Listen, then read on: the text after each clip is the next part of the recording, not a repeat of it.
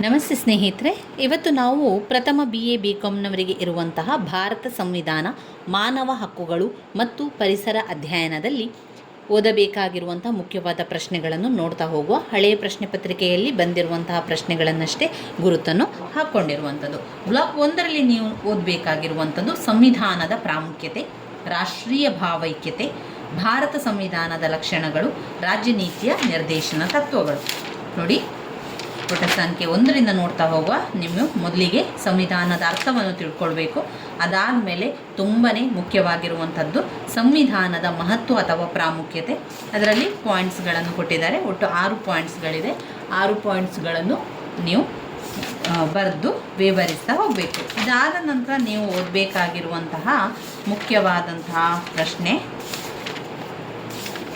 ರಾಷ್ಟ್ರೀಯ ಭಾವೈಕ್ಯತೆ. Very important ಆಗಿರುವಂಥದ್ದು ರಾಷ್ಟ್ರೀಯ ಭಾವೈಕ್ಯತೆ ಬಗ್ಗೆ. ನಾವೆಲ್ಲರೂ ಒಂದೇ ಎಂಬ ಮನೋಭಾವನೆ ಇರುವಂಥದ್ದು. ರಾಷ್ಟ್ರೀಯ ಭಾವೈಕ್ಯತೆಯ ಅರ್ಥವನ್ನು ಓದಿ, ಹಾಗೆ ರಾಷ್ಟ್ರೀಯ ಭಾವೈಕ್ಯತೆಯನ್ನು ಸಾಧಿಸುವಲ್ಲಿರುವಂಥ ಸಮಸ್ಯೆಗಳೇನು ಅಂತ, ಆಮೇಲೆ ರಾಷ್ಟ್ರೀಯ ಭಾವೈಕ್ಯತೆಯ ಒಂದು ಸಮಸ್ಯೆಗಳ ಪರಿಹಾರವನ್ನು ಕೂಡ ಓದ್ಕೊಳ್ಬೇಕು. ಅದನ್ನೆಲ್ಲವನ್ನು ಕೂಡ ಅದರಲ್ಲಿ ಜೊತೆಯಾಗಿ ಬರಿತಾ ಹೋಗಬೇಕು. ಅದಾದ ಮೇಲೆ ನೀವು ಓದಬೇಕಾಗಿರುವಂಥದ್ದು ಸಂವಿಧಾನದ ಪ್ರಸ್ತಾವನೆಯನ್ನು ಸ್ವಲ್ಪ ಓದ್ಕೊಳ್ಳಿ. ಸಂವಿಧಾನದ ಪ್ರಸ್ತಾವನೆಯಲ್ಲಿ ಪರಮಾಧಿಕಾರದ ರಾಷ್ಟ್ರ, ಆಮೇಲೆ ಪ್ರಜಾಪ್ರಭುತ್ವ, ಜಾತ್ಯತೀತತೆ, ಗಣರಾಜ್ಯ, ನ್ಯಾಯ, ಸ್ವಾತಂತ್ರ್ಯ, ಸಮಾನತೆ, ಭ್ರಾತೃತ್ವ ಎಲ್ಲ ಬರುವಂಥದ್ದು. ಇನ್ನು ಬರುವಂತಹ ಮುಖ್ಯವಾದಂತಹ ಪ್ರಶ್ನೆ ವೆರಿ ಇಂಪಾರ್ಟೆಂಟ್ ಆಗಿರುವಂಥದ್ದು ಸಂವಿಧಾನದ ಪ್ರಮುಖ ಲಕ್ಷಣಗಳು. ಸಂವಿಧಾನದ ಪ್ರಮುಖ ಲಕ್ಷಣಗಳನ್ನು ಓದ್ಕೊಳ್ಳಿ. 14 ಪಾಯಿಂಟ್ಸ್ಗಳಿದೆ. 14 ಪಾಯಿಂಟ್ಸ್ಗಳನ್ನು ಓದ್ಕೊಳ್ಳಿ. ಸಂವಿಧಾನದ ಪ್ರಮುಖ ಲಕ್ಷಣಗಳು. ನಂತರ ಸಂಯುಕ್ತ ಪದ್ಧತಿಯ ಲಕ್ಷಣಗಳನ್ನು ಕೂಡ ಓದ್ಕೊಳ್ಳಿ. ಸಂವಿಧಾನದ ಸಂಯುಕ್ತ ಪದ್ಧತಿಯ ಲಕ್ಷಣಗಳು. ಇದಾದ ಮೇಲೆ ನಾವು ಓದಬೇಕಾಗಿರುವಂತಹ ಪ್ರಶ್ನೆ ಅಂದರೆ ಮೂಲಭೂತ ಹಕ್ಕುಗಳ ಅರ್ಥವನ್ನು ಓದ್ಕೊಳ್ಳಿ. ಹಾಗೆ ಮೂಲಭೂತ ಹಕ್ಕುಗಳ ಬಗ್ಗೆ ಓದ್ಕೊಳ್ಬೇಕು. ವೆರಿ ಇಂಪಾರ್ಟೆಂಟ್ ಆಗಿರುವಂಥದ್ದು ಮೂಲಭೂತ ಹಕ್ಕುಗಳು, ಹಾಗೆಯೇ ಮೂಲಭೂತ ಕರ್ತವ್ಯಗಳು ಕೂಡ ಓದ್ಕೊಳ್ಬೇಕಾಗಿರುವಂಥದ್ದು. ಸ್ವಾತಂತ್ರ್ಯದ ಹಕ್ಕು, ಅದರಲ್ಲಿ ಬರುವಂಥ ಎಲ್ಲ ಹಕ್ಕುಗಳನ್ನು ಓದ್ಕೊಳ್ಳಿ. ಇನ್ನು ಮೂಲಭೂತ ಕರ್ತವ್ಯಗಳು ವೆರಿ ಇಂಪಾರ್ಟೆಂಟ್. ಮೂಲಭೂತ ಹಕ್ಕು, ಮೂಲಭೂತ ಕರ್ತವ್ಯ, ಸಂವಿಧಾನದ ಲಕ್ಷಣ, ಅದೆಲ್ಲ ಕೂಡ ರಿಪೀಟಾಗಿ ಕೇಳುವಂತಹ ಪ್ರಶ್ನೆ, ಬಂದೇ ಬರುವಂತಹ ಪ್ರಶ್ನೆಗಳವು ಎಲ್ಲ. ಮೂಲಭೂತ ಕರ್ತವ್ಯಗಳನ್ನು ಓದ್ಕೊಳ್ಳಿ. ಒಟ್ಟು 11 ಕರ್ತವ್ಯಗಳನ್ನು ಕೊಟ್ಟಿದ್ದಾರೆ. ಆ 11 ಕರ್ತವ್ಯಗಳನ್ನು ಓದ್ಕೊಂಡು ನಂತರ ಆ 11 ಕರ್ತವ್ಯಗಳನ್ನು ಸ್ವಲ್ಪ ವಿವರಿಸ್ತಾ ಹೋದರೆ ಆಯಿತು. ಇನ್ನು ತುಂಬಾ ಮುಖ್ಯವಾಗಿರುವಂತಹ ಪ್ರಶ್ನೆ ಪರಿಶಿಷ್ಟ ಜಾತಿ, ವರ್ಗ, ಮಹಿಳೆ, ಹಿಂದುಳಿದ ವರ್ಗ, ಧಾರ್ಮಿಕ ಮತ್ತು ಭಾಷಾ ಅಲ್ಪಸಂಖ್ಯಾತರ ವಿಶೇಷ ಹಕ್ಕುಗಳನ್ನು ತಿಳಿಸಿ ಅಂತ ಕೇಳಿದ್ದಾರೆ. ಇದು ಅವರು ಪರಿಶಿಷ್ಟ ಜಾತಿಯ ವಿಶೇಷ ಹಕ್ಕು ಕೇಳ್ಬೋದು, ಅಥವಾ ಹಿಂದುಳಿದ ವರ್ಗದ ವಿಶೇಷ ಹಕ್ಕು ಕೇಳ್ಬೋದು, ಮಹಿಳೆ ಅಥವಾ ಅಲ್ಪಸಂಖ್ಯಾತರ ವಿಶೇಷ ಹಕ್ಕು ಕೂಡ ಆ ರೀತಿಯಾಗಿ ಕೂಡ ಕೇಳ್ತಾರೆ. ಅದಕ್ಕೆ ಅವರು ಕೊಟ್ಟಿರುವಂಥ ಪಾಯಿಂಟ್ಸ್ಗಳು ಒಟ್ಟು 10 ಪಾಯಿಂಟ್ಸ್ಗಳಿದೆ. ಆ 10 ಪಾಯಿಂಟ್ಸ್ಗಳನ್ನು ಬರೆದು ಆ 10 ಪಾಯಿಂಟ್ಸ್ಗಳನ್ನು ವಿವರಿಸ್ತಾ ಹೋಗಿ. ಇದಾದ ನಂತರ ಮುಖ್ಯವಾಗಿರುವಂಥ ಪ್ರಶ್ನೆ ರಾಜ್ಯ ನೀತಿಯ ನಿರ್ದೇಶಕ ತತ್ವಗಳು. ರಾಜ್ಯ ನೀತಿಯ ನಿರ್ದೇಶಕ ತತ್ವಗಳ ಮೌಲ್ಯಗಳು, ಮಿತಿಗಳನ್ನು ಚರ್ಚಿಸಿ ಅಂತ ಕೇಳ್ತಾರೆ. ಸಮಾಜವಾದಿ ತತ್ವ, ಗಾಂಧಿವಾದಿ ತತ್ವ, ಉದಾರವಾದಿ ತತ್ವ, ಈ 3 ತತ್ವಗಳನ್ನು ನೀವು ಕಲಿಬೇಕು, ಓದ್ಕೊಳ್ಬೇಕು. ನಂತರ ಅದನ್ನು ಬರೆಯುವಂಥದ್ದು. ನಿರ್ದೇಶಕ ತತ್ವಗಳ ಪ್ರಯೋಜನ ಮತ್ತು ಮಿತಿಗಳನ್ನು ಕೂಡ ಓದ್ಕೊಳ್ಳಿ. ಮೂಲಭೂತ ಹಕ್ಕುಗಳಿಗೂ ಹಾಗೆ ರಾಜ್ಯ ನೀತಿಯ ನಿರ್ದೇಶನ ತತ್ವಗಳಿಗೂ ಇರುವ ವ್ಯತ್ಯಾಸ 10 ಅಂಕಕ್ಕೆ ಕೇಳಿದ್ದಾರೆ. ಇವಿಷ್ಟು ಬ್ಲಾಕ್ 1ರಲ್ಲಿ ನೀವು ಓದಬೇಕಾಗಿರುವಂತಹ ಪ್ರಶ್ನೆಗಳು. ಇನ್ನು ಬರುವಂಥದ್ದು ಬ್ಲಾಕ್ 2. ಬ್ಲಾಕ್ 2ರಲ್ಲಿ ಯಾವುದನ್ನೆಲ್ಲ ಓದ್ಕೊಳ್ಬೇಕು? ರಾಜ್ಯಸಭೆ, ಲೋಕಸಭೆ ಮತ್ತು ರಾಜ್ಯಸಭೆಯ ರಚನೆ ಕಾರ್ಯ, ಮಂತ್ರಿಮಂಡಲ ಅಧಿಕಾರ ಕಾರ್ಯ, ಸರ್ವೋಚ್ಚ ನ್ಯಾಯಾಲಯದ ಅಧಿಕಾರ, ಇನ್ನು ಆಡಳಿತದ ಪಾರದರ್ಶಕತೆಯ ಪ್ರಬಂಧವನ್ನು ಬರೀಲಿಕ್ಕೆ, ರಾಷ್ಟ್ರಪತಿಯವರ ಅಧಿಕಾರ ಕಾರ್ಯಗಳನ್ನು ಬರೀಲಿಕ್ಕಿದೆ 10 ಅಂಕಕ್ಕೆ. ಮುಖ್ಯವಾಗಿರುವಂಥ ಪ್ರಶ್ನೆಗಳನ್ನಷ್ಟೇ ಓದಿದರೆ ಸಾಕಾಗ್ತದೆ ನಮಗೆ, ಯಾಕಂದರೆ ಇದೇ ಪ್ರಶ್ನೆಗಳು ರಿಪೀಟಾಗಿ ಕೇಳುವುದರಿಂದ ಅವಿಷ್ಟು ಸಾಕಾಗ್ತದೆ. ಲೋಕಸಭೆಯ ಅಧಿಕಾರ ಮತ್ತು ಕಾರ್ಯಗಳು ಪುಟ ಸಂಖ್ಯೆ 92ರಲ್ಲಿದೆ ನೋಡಿ, ಲೋಕಸಭೆಯ ಅಧಿಕಾರ ಮತ್ತು ಕಾರ್ಯಗಳು. ಅದಾದ ಮೇಲೆ ರಾಜ್ಯಸಭೆಯ ರಚನೆ ಮತ್ತು ಸಂಘಟನೆ, ರಾಜ್ಯಸಭೆಯ ಅಧಿಕಾರ ಮತ್ತು ಕಾರ್ಯಗಳು ಕೂಡ ಅದರಲ್ಲಿ ಇವೆ, ನೋಡ್ಕೊಳ್ಳಿ. ನಂತರ ಭಾರತದ ರಾಷ್ಟ್ರಾಧ್ಯಕ್ಷರ ಆಡಳಿತ ಕಾರ್ಯಗಳು ಅಥವಾ ಅವರ ಬಗ್ಗೆ, ರಾಷ್ಟ್ರಾಧ್ಯಕ್ಷರು ರಾಷ್ಟ್ರಪತಿಯವರ ಅಧಿಕಾರ ಕಾರ್ಯಗಳ ಬಗ್ಗೆ ತಿಳಿಸಿ ಅಂತ ಕೇಳ್ತಾರೆ. ಅದಾದ ಮೇಲೆ ಪ್ರಧಾನಮಂತ್ರಿಯವರ ಅಧಿಕಾರ ಕಾರ್ಯಗಳು. ಪ್ರಧಾನಮಂತ್ರಿಯವರ ಅಧಿಕಾರ ಕಾರ್ಯಗಳು ತುಂಬಾ ಮುಖ್ಯವಾಗಿರುವಂಥದ್ದು. ಅದರಲ್ಲಿ ನಮಗೆ 7 ಪಾಯಿಂಟ್ಸ್ಗಳನ್ನು ಕೊಟ್ಟಿದ್ದಾರೆ. ಇನ್ನು ಮಂತ್ರಿಮಂಡಲದ ಕಾರ್ಯ ಮತ್ತು ಪಾತ್ರಗಳು. ಅದಾದ ಮೇಲೆ ತುಂಬಾ ಮುಖ್ಯವಾಗಿರುವಂಥದ್ದು ಭಾರತದ ಸರ್ವೋಚ್ಚ ನ್ಯಾಯಾಲಯ, ಸುಪ್ರೀಂ ಕೋರ್ಟಿನ ಬಗ್ಗೆ ಓದ್ಕೊಳ್ಳಿಕ್ಕಿರುವಂಥದ್ದು. ಸರ್ವೋಚ್ಚ ನ್ಯಾಯಾಲಯದಲ್ಲಿ ನ್ಯಾಯಾಧೀಶರ ನೇಮಕಾತಿ ಇರ್ಬೋದು, ಅವರ ಅರ್ಹತೆ, ಅವರ ಅಧಿಕಾರದ ಅವಧಿ, ಪದಚ್ಯುತಿ ಎಲ್ಲ ಕೂಡ ಅದರಲ್ಲಿ ಬರ್ತದೆ.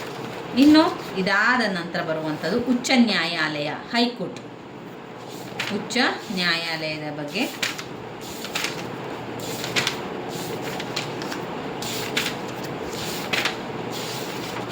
ಇನ್ನು ರಾಜ್ಯಪಾಲರ ಬಗ್ಗೆ ಓದ್ಕೊಳ್ಳಿ. ರಾಜ್ಯಪಾಲರ ನೇಮಕಾತಿ ಪ್ರಕ್ರಿಯೆ ಯಾವ ರೀತಿ, ಹಾಗೆ ರಾಜ್ಯಪಾಲರ ಅಧಿಕಾರ ಮತ್ತು ಕಾರ್ಯಗಳು. ಭಾರತ ಸಂವಿಧಾನದ ಸಂಯುಕ್ತದ ಲಕ್ಷಣಗಳು ಮುಖ್ಯವಾಗಿರುವಂತಹ ಪ್ರಶ್ನೆ. ಅದರಲ್ಲಿ 7 ಪಾಯಿಂಟ್ಸ್ಗಳನ್ನು ಕಾಣ್ಬೋದು. ಇದು ಸಂಯುಕ್ತ ಲಕ್ಷಣಗಳು, ಭಾರತ ಸಂವಿಧಾನದ ಸಂಯುಕ್ತ ಲಕ್ಷಣಗಳು. ಹಾಗೆ ಭಾರತ ಸಂವಿಧಾನದ ಏಕಾತ್ಮಕ ಲಕ್ಷಣಗಳನ್ನು ಕೂಡ ಓದ್ಕೊಳ್ಳಿ, ಏನೆಲ್ಲ ಇದೆ ವಿಚಾರಗಳು ಅಂತ. ಕೇಂದ್ರ ಮತ್ತು ರಾಜ್ಯದ ಸಂಬಂಧಗಳನ್ನು ಸ್ವಲ್ಪ ನೋಡ್ಕೊಳ್ಳಿ. ಕೇಂದ್ರ ಮತ್ತು ರಾಜ್ಯದ ಸಂಬಂಧ. ಘಟಕ 12ರಲ್ಲಿ ಆಡಳಿತದ ಪಾರದರ್ಶಕತೆಯ ಅರ್ಥವನ್ನು ತಿಳಿಸಿ ಅಂತ ಕೇಳಿದ್ದಾರೆ. ಹಾಗೆ ಮಾಹಿತಿಯ ಹಕ್ಕಿನ ಮಹತ್ವವನ್ನು ಓದ್ಕೊಳ್ಳಿ. ಇದಾದ ನಂತರ ಬರುವಂಥದ್ದು ಬ್ಲಾಕ್ 3ರಲ್ಲಿ ನಾವು ಓದಬೇಕಾಗಿರುವಂತಹ ಪ್ರಶ್ನೆಗಳು ಮಾನವ ಹಕ್ಕುಗಳ ಅರ್ಥ ಮತ್ತು ಪ್ರಾಮುಖ್ಯತೆ. ಇಲ್ಲಿ ಬರುವಂಥದ್ದು ಮಾನವ ಹಕ್ಕುಗಳ ಅರ್ಥ ಮತ್ತು ಪ್ರಾಮುಖ್ಯತೆ, ಲಿಂಗಭೇದಕ್ಕೆ ಕಾರಣಗಳು, ಆಮೇಲೆ ಮಾನವ ಹಕ್ಕುಗಳು ಅಲ್ಪಸಂಖ್ಯಾತರ ಸಮಿತಿ ರಚನೆ ಕಾರ್ಯಗಳನ್ನು ಕೇಳಿದ್ದಾರೆ. ಮೊದಲಿಗೆ ಮಾನವನ ಹಕ್ಕುಗಳ ಅರ್ಥ, ಆಮೇಲೆ ಅದರ ಮಹತ್ವವನ್ನು ಓದ್ಕೊಳ್ಳಿ. ಮಾನವ ಹಕ್ಕುಗಳ ಅರ್ಥ ಮತ್ತು ಮಹತ್ವ.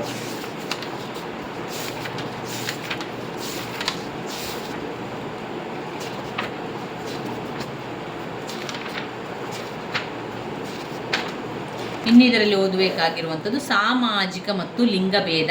10 ಅಂಕಕ್ಕೆ ಬಂದಿರುವಂತಹ ಪ್ರಶ್ನೆ ಸಾಮಾಜಿಕ ಮತ್ತು ಲಿಂಗಭೇದ.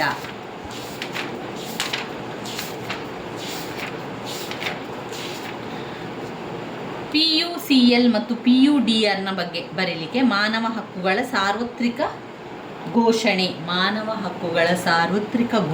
PUDR ಮತ್ತು PUCL ಮತ್ತು UDR ಅವರ ಸಮಸ್ಯೆಗಳ ಬಗ್ಗೆ. ಅದಾದ ಮೇಲೆ ನಾವು ಓದಬೇಕಾಗಿರುವಂಥದ್ದು ಅಲ್ಪಸಂಖ್ಯಾತ ಮಿತಿ, ಹಾಗೆ ರಾಷ್ಟ್ರೀಯ ಹಾಗೂ ರಾಜ್ಯ ಮಾನವ ಹಕ್ಕುಗಳ ಸಮಿತಿ. ರಾಷ್ಟ್ರೀಯ ಹಾಗೂ ರಾಜ್ಯದ ಮಾನವ ಹಕ್ಕುಗಳ ಸಮಿತಿ ಹಳೆಯ ಪ್ರಶ್ನೆ ಪತ್ರಿಕೆ ಕೂಡ ನೋಡ್ಕೊಳ್ಳುವ. ನಂತರ ಬರುವಂಥದ್ದು ಪರಿಸರ ಅಧ್ಯಯನ, ಬ್ಲಾಕ್ 4ರಲ್ಲಿ ಬರುವಂಥದ್ದು. ಇದರಲ್ಲಿ ನೀವು ಓದಬೇಕಾಗಿರುವಂಥದ್ದು ಪರಿಸರ ಅಧ್ಯಯನದ ಅರ್ಥ, ಪರಿಸರ ಅಧ್ಯಯನದ ವ್ಯಾಪ್ತಿ, ಪರಿಸರ ಅಧ್ಯಯನದ ವ್ಯವಸ್ಥೆಯ ಕಾರ್ಯಗಳು, ಹಾಗೆ ಪರಿಸರ ಮಾಲಿನ್ಯದ ನಿಯಂತ್ರಣದ ಕ್ರಮಗಳು, ಪರಿಸರ ಮಾಲಿನ್ಯದಲ್ಲಿ ಶಬ್ದ ಮಾಲಿನ್ಯಕ್ಕೆ ಕಾರಣ ಮತ್ತು ಪರಿಣಾಮಗಳು ತುಂಬಾ ಮುಖ್ಯವಾಗಿರುವಂತಹ ಪ್ರಶ್ನೆಗಳು. ಮೊದಲಿಗೆ ನಾವು ಪರಿಸರ ಅಧ್ಯಯನ ಎಂದರೇನು ಅರ್ಥವನ್ನು ತಿಳ್ಕೊಳ್ಬೇಕು, ವ್ಯಾಖ್ಯೆಯನ್ನು ತಿಳ್ಕೊಳ್ಬೇಕು, ಮತ್ತು ವ್ಯಾಪ್ತಿ ಮತ್ತು ಪ್ರಾಮುಖ್ಯತೆ ಏನಿದೆ ಎನ್ನುವಂಥ ಪಾಯಿಂಟ್ಸ್ಗಳನ್ನು ತಿಳ್ಕೊಳ್ಳಿ. ವ್ಯಾಪ್ತಿ ಮತ್ತು ಪ್ರಾಮುಖ್ಯತೆ. ಅದಾದ ಮೇಲೆ ಪರಿಸರದ ಘಟಕಗಳು, ವಿಧಗಳು ಓದ್ಕೊಳ್ಬೇಕು. ಆಂತರಿಕ ಘಟಕ, ಬಾಹ್ಯ ಘಟಕ ಎನ್ನುವಂಥದ್ದು. ಬಾಹ್ಯದಲ್ಲಿ ಸಾಮಾಜಿಕ ಮತ್ತು ಭೌತಿಕ ಎನ್ನುವಂಥದ್ದು. ಭೌತಿಕದಲ್ಲಿ ಕೃತಕ ಮತ್ತು ನೈಸರ್ಗಿಕ, ಸ್ವಾಭಾವಿಕ, ಸಾಮಾಜಿಕ, ಸಾಂಸ್ಕೃತಿಕ, ಆರ್ಥಿಕ, ಮಾನಸಿಕ ವಿಷಯ. ಇದು ಪರಿಸರ ಘಟಕಗಳಲ್ಲಿ ಬರುವಂಥದ್ದು. ಇನ್ನು ಇದರಲ್ಲಿ ಓದಬೇಕಾಗಿರುವಂತಹ ಪ್ರಶ್ನೆ ಜೀವ ಪರಿಸರ ವ್ಯವಸ್ಥೆ ರಚನೆ, ಜೀವ ಪರಿಸರ ವ್ಯವಸ್ಥೆಯ ಕಾರ್ಯಗಳು. ಜೀವ ಪರಿಸರ ವ್ಯವಸ್ಥೆಯ ರಚನೆ 10 ಅಂಕಕ್ಕೆ ಕೇಳುವ ಪ್ರಶ್ನೆ. ಹಾಗೆ ಜೀವ ಪರಿಸರ ವ್ಯವಸ್ಥೆಯ ಕಾರ್ಯಗಳು 10 ಅಂಕಕ್ಕೆ ಬಂದಿರುವಂತಹ ಪ್ರಶ್ನೆಗಳಾಗಿದೆ. ಇನ್ನು ನೋಡಿದರೆ ಜೈವಿಕ, ಅಜೈವಿಕ ಅಂಶಗಳು, ಜೈವಿಕ ಘಟಕಗಳು. ಜೀವ ಪರಿಸರ ವ್ಯವಸ್ಥೆಯಲ್ಲಿ ಜೈವಿಕ ಘಟಕಗಳ ಬಗ್ಗೆ ತಿಳಿಸಿ. ಉತ್ಪಾದಕರು, ಉಪಭೋಗಿಗಳು, ಸಸ್ಯಾಹಾರಿ, ಮಾಂಸಾಹಾರಿ, ಉಭಯಹಾರಿಗಳು, ಹಾಗೆ ವಿಘಟಕರು, ಇವೆಲ್ಲ ಅದರಲ್ಲಿ ಬರುವಂಥದ್ದು. ಜೈವಿಕ ಸಂಪನ್ಮೂಲ, ನೈಸರ್ಗಿಕ ಸಂಪನ್ಮೂಲ, ಜೈವಿಕ ಸಂಪನ್ಮೂಲಗಳು.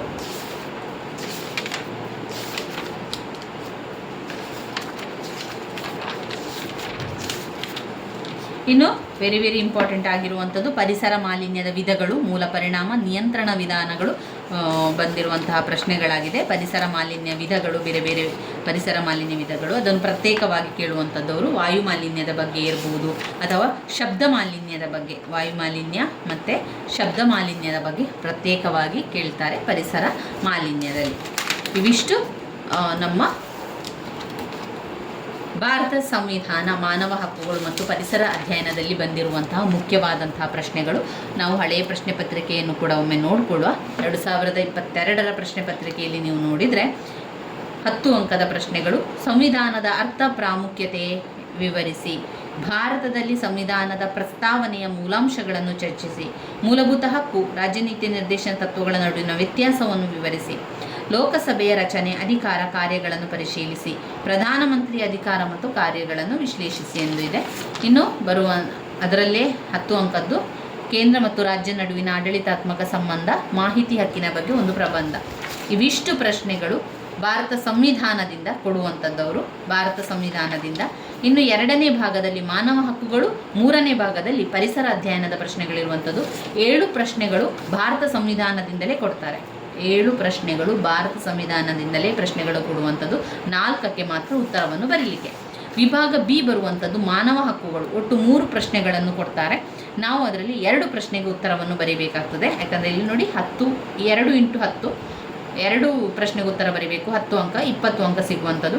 ಇನ್ನು ವಿಭಾಗ ಸಿ ಅಂತ ಬಂದಾಗ ಪರಿಸರ ಮಾಲಿನ್ಯದ ಬಗ್ಗೆ ಪರಿಸರ ಅಧ್ಯಯನದಿಂದ ಪ್ರಶ್ನೆಗಳಿರುವಂಥದ್ದು. 3 ಪ್ರಶ್ನೆಗಳನ್ನು ಕೊಡ್ತಾರೆ. 2 ಪ್ರಶ್ನೆಗೆ ನಾವು ಉತ್ತರವನ್ನು ಬರೀಬೇಕಾಗ್ತದೆ. ಇಲ್ಲಿ ವಿಭಾಗ ಸಿ ಅಂತ ಬಂದಾಗ ವಿಭಾಗ ಬಿಯಲ್ಲಿ ಮಾನವ ಹಕ್ಕುಗಳ ಅರ್ಥ, ಮಹತ್ವ ಪರಿಶೀಲಿಸಿ, ಭಾರತದಲ್ಲಿ PUCRನ ಪಾತ್ರವನ್ನು ಚರ್ಚಿಸಿ, ಮೂಲಭೂತ ಹಕ್ಕು ಮತ್ತು ಮಾನವನ ಹಕ್ಕುಗಳ ನಡುವಿನ ಸಂಬಂಧವನ್ನು ವಿವರಿಸಿ. ವಿಭಾಗ ಸಿ ಅಂತ ಬಂದಾಗ ಪರಿಸರ ಅಧ್ಯಯನದ ಅರ್ಥ, ವ್ಯಾಪ್ತಿಯನ್ನು ವಿವರಿಸಿ, ಸಾಮಾಜಿಕ ಸಮಸ್ಯೆಗಳ ಬಗ್ಗೆ ಪ್ರಬಂಧ ಬರೆಯಿರಿ, ಶಬ್ದ ಮಾಲಿನ್ಯಕ್ಕೆ ಕಾರಣಗಳನ್ನು ಚರ್ಚಿಸಿ ಎಂದು ಕೊಟ್ಟಿದ್ದಾರೆ. ಇವಿಷ್ಟು ಹಳೆಯ ಪ್ರಶ್ನೆ ಪತ್ರಿಕೆಯಲ್ಲಿ ಬಂದಿರುವಂಥ ಪ್ರಶ್ನೆಗಳು. ಇಲ್ಲಿ ಎಲ್ಲವೂ ಕೂಡ ರಿಪೀಟ್ ಆಗಿ ಕೇಳುವಂತಹ ಪ್ರಶ್ನೆಗಳು. ಅದರಿಂದ ಇವುಗಳನ್ನೆಲ್ಲ ಸ್ಕಿಪ್ ಮಾಡಬೇಡಿ, ಇವುಗಳನ್ನೆಲ್ಲ ಓದ್ಕೊಳ್ಳಿ ಸ್ನೇಹಿತರೆ. ನನ್ನ ವೀಡಿಯೋಸ್ ಎಲ್ಲ ನಿಮಗೆ ಇಷ್ಟ ಆಗಿದ್ದರೆ ಲೈಕ್ ಕೊಡಿ, ಶೇರ್ ಮಾಡಿ, ಹಾಗೆ ಸಬ್ಸ್ಕ್ರೈಬ್ ಮಾಡಲಿಕ್ಕೆ ಮರಿಬೇಡಿ. ಧನ್ಯವಾದಗಳು.